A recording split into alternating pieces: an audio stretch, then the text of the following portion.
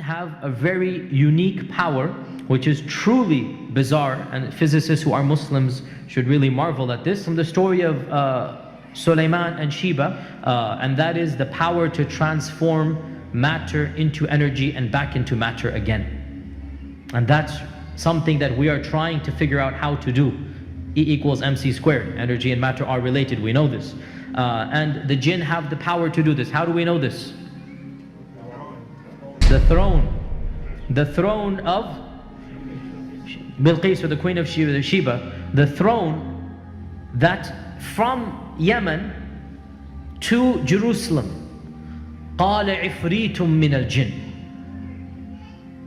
Now jinns are many levels, and ifrit are the most evil and the most powerful.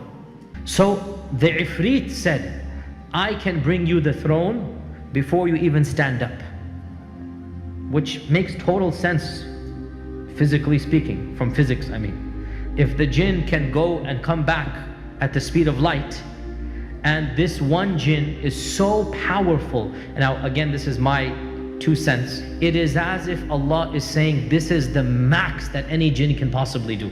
Because Sulaiman had control over all the jinns, and one of them said, just one, which means the rest, they don't have that power, right? So we need to put things into perspective, that the jinns are not all of them so powerful. One only said that he can do this. That was the strongest and the best. So therefore we need to understand that what is the strength of the strongest jinn that maybe we have ever seen. He can pick up the throne of Sheba. Okay, in these days a crane can do that. I'm just saying. Right? It's not as if the jinn can pick a star up or the moon. It's a physical strength that we can understand. And what was supernatural for us was what?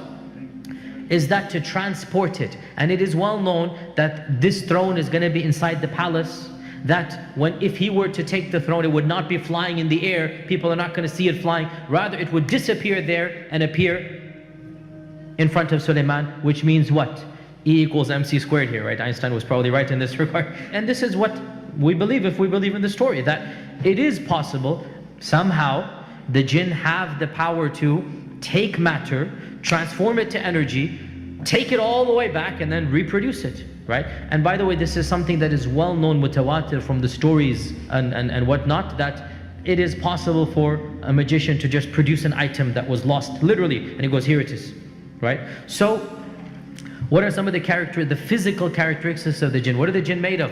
What type of fire? Smokeless fire. So if they're a type of energy, how fast can they go? Quite literally, the speed of light. Quite literally, they travel at the speed of light, right? If they're energy, then do physical structures block them? No. Just like my phone is working right now and we're inside the room, right? Just like radio waves, just like other waves are coming into this room, and the physical structure has nothing to do with them. They're made out of smokeless fire, so this makes them invisible to us, right? They have the capacity to transfer from one energy to another, so they can become physical, and they can be seen to us when they want to. So how do they do that? In our modern vernacular, they'll simply shift into the color spectrum of light waves.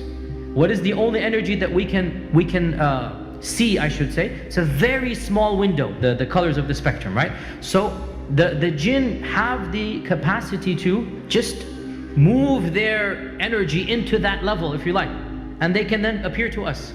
They have the capacity to project their voice so that we can hear the energy of the sound, but it's all energy. So they are invisible, and Allah says in the Quran, إِنَّهُ يَرَاكُمْ هُوَ وَقَبِيلُهُ مِنْ حَيْثُ لَا تَرَوْنَهُمْ. Iblis and his tribe can see you from places you cannot see them. So in this regard, they have the upper hand. They can see you and you cannot see them. They can make their presence known to you. You don't have any clue where they are